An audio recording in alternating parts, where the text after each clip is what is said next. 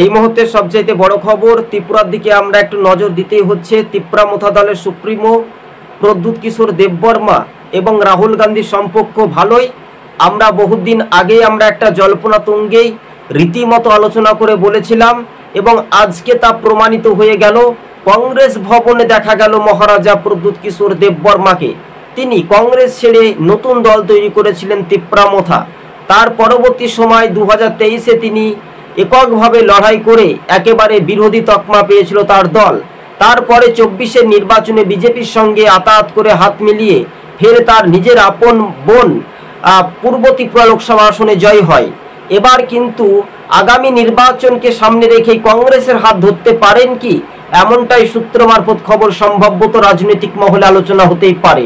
মহারাজা প্রদ্যুৎ কিশোর দেববর্মা কংগ্রেসের দিকে একটু কাছিয়ে আসার আগ্রহ থাকতে পারে। সবুজবঙ্গ নিউজ চ্যানেলটি এমনটাই সম্ভাব্য তুলে ধরেছি, কেননা তার হাতে অনেকটাই ক্ষমতা শক্তি প্রয়োগ আমরা বলতে পারি। জনজাতি ভোটাররা প্রায় যদি আমরা ধরে নিচ্ছি 100%-এর মধ্যে 90% মানুষ মহারাজার দিকে এগিয়ে আসতে পারে বলে এমনটাই খবর। তবে প্রদ্যুৎ কিশোর দেববর্মা যেই দিকেই যাবে, যেই দলেই, সেই সরকারি গঠন করতে পারে বলে এমনটাই ইঙ্গিত আভাস পাওয়া যাচ্ছে। হ্যাঁ দর্শক বন্ধুগণ, এটাই আপনাদের সঙ্গে সার্ভে রিপোর্টে তুলে ধরেছি সবুজবঙ্গ নিউজ। আজকে কংগ্রেস নেতাদের সঙ্গে সৌজন্য সাক্ষাৎ, মত বিনিময়। যদি আমরা পুরনো ঐতিহ্য তুলে ধরি, রাহুল গান্ধীর সঙ্গে সম্পর্কটা খুবই ভালোই ছিল। কি কারণে তিনি নিজের দায়িত্বশীল শক্তি বৃদ্ধি করতেন। যদি বাম শাসনের পর থেকে তারপরেও তিনি বাম কঠোর বিরোধী করতেন এই মহারাজা প্রদ্যুৎ কিশোর দেববর্মা।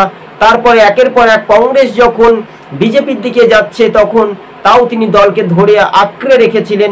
পরবর্তী সময় মহারাজা প্রদ্যুৎ কিশোর দেববর্মার আবার বড় একটা পদক্ষেপ, আজকে কংগ্রেসের ভবনে কংগ্রেসের হেভিওয়েট নেতাদের সঙ্গে দেখাও করলেন। আজ এই পর্যন্ত, ধন্যবাদ।